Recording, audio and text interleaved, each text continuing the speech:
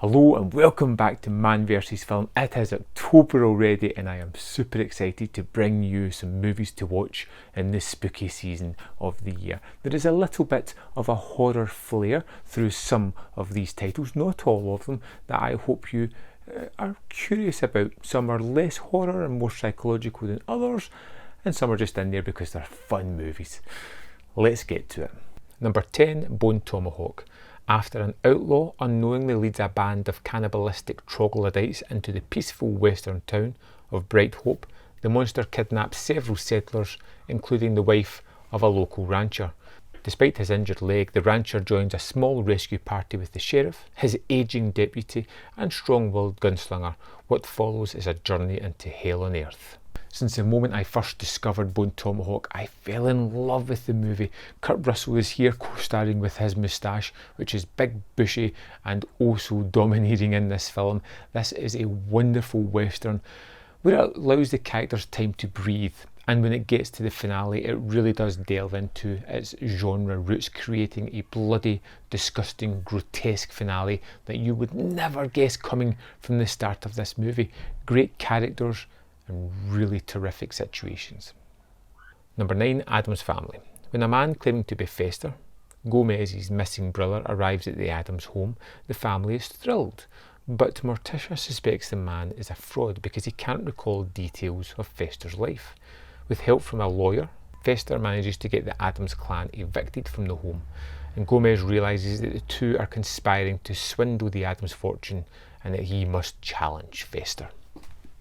The original Addams Family movie from the 90s is absolutely wonderful, with pin-perfect casting that just is terrific, with a deeply dark sense of humour, some wonderful special effects, and Barry Sonnenfeld at the helm creates characters that were just a fantastic reboot of an old TV show and really did just hit the mark.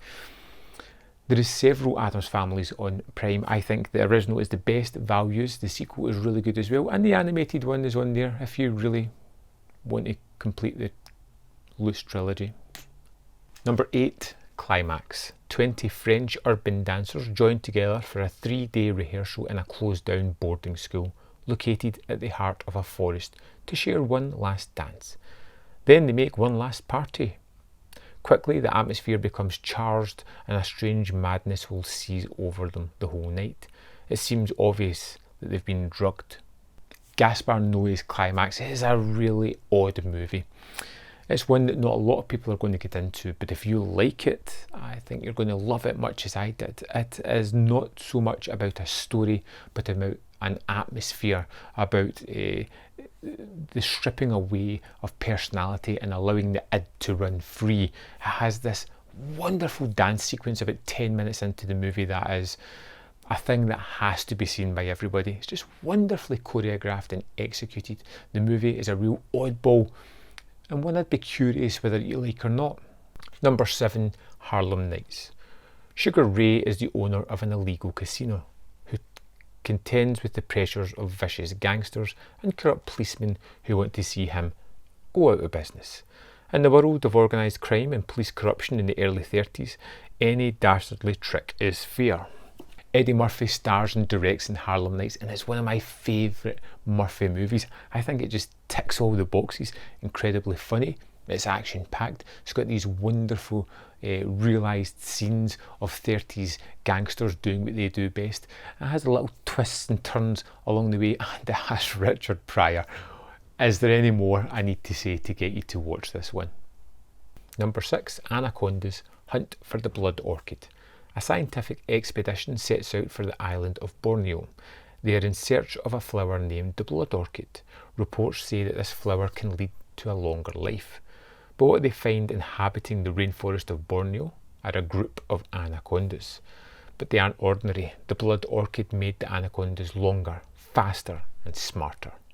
Anacondas was the sequel to Anaconda, a movie that was a hit in its own right, but the sequel got kind of lost, which is a shame because it's way better than the original movie. It's got a great cast, it has a better story. I think it's visually more striking than the original, and I think the Anacondas are even better in this one. And it's one that never gets talked about. You don't have to have seen the first one to watch this. It's just a really good monster movie waiting to be watched. Number 5, A Prayer Before Dying.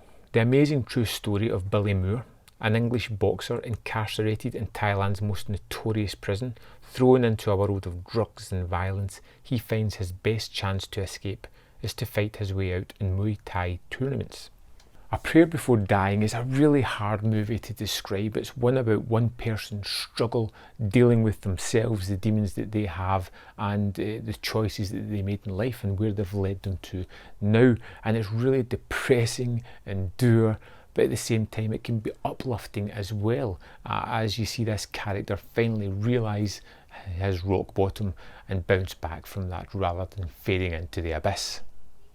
Number 4, Lake Placid. Shortly after the horrifying underwater attack in Maine's Black Lake, the local fish and game officer, Jack Wells, enlists the help of New York City paleontologist Kelly Scott to investigate.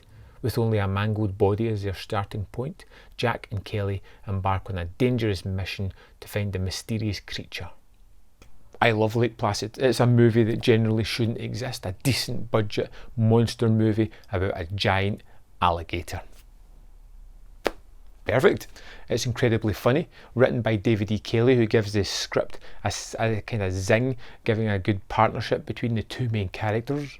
You get some wonderful side characters as well, some great gore and setup and suspenseful moments, and it's just wonderful. Just don't go near the sequels. Number 3, Gemini Man.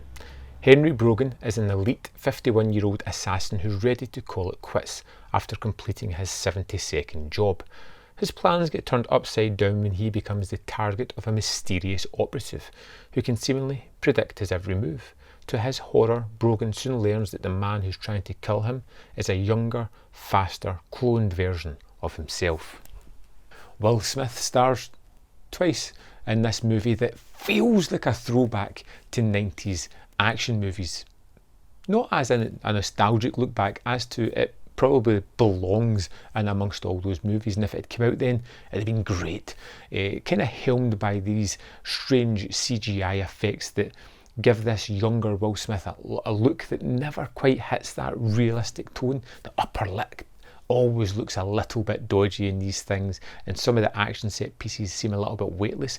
It's still a fun throwaway action movie that does have its problems, but for the most part is kind of enjoyable. Number 2, Get Duked. A trio of teenage miscreants are given one last chance to turn their lives around by completing the Duke of Edinburgh Award, Trek Across the Highlands. Along for the ride is one little overachiever who's in this for the opportunity to pad his CV. They don't have anything in common, but the ragtag quartet are dropped off in the middle of nowhere with nothing but a map and have to work together. However, they aren't alone as they think, as soon they are being stalked by wealthy aristocrats who intend to hunt and kill them for sport.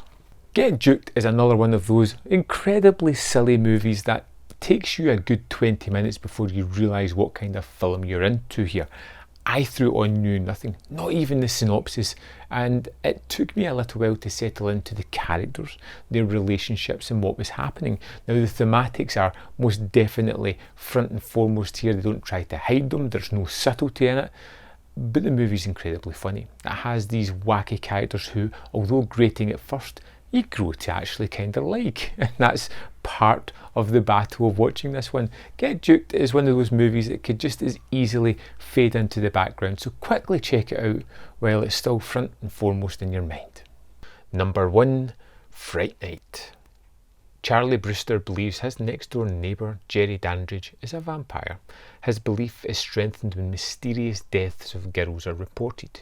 When Dandridge confronts Charlie in his own bedroom one night and tries to kill him, Charlie concludes that the monster must be destroyed. But since nobody believes his story, he enlists the help of Peter Vincent, a vampire killer from his favourite horror TV show, who is in fact sceptical about vampires existing for real. Fright Night is one of my favourite 80s horror movies, one of my favourite vampire movies that has an incredible sense of humour and genre specific nature about it. It creates wonderful characters, quotable lines and a sense of dread and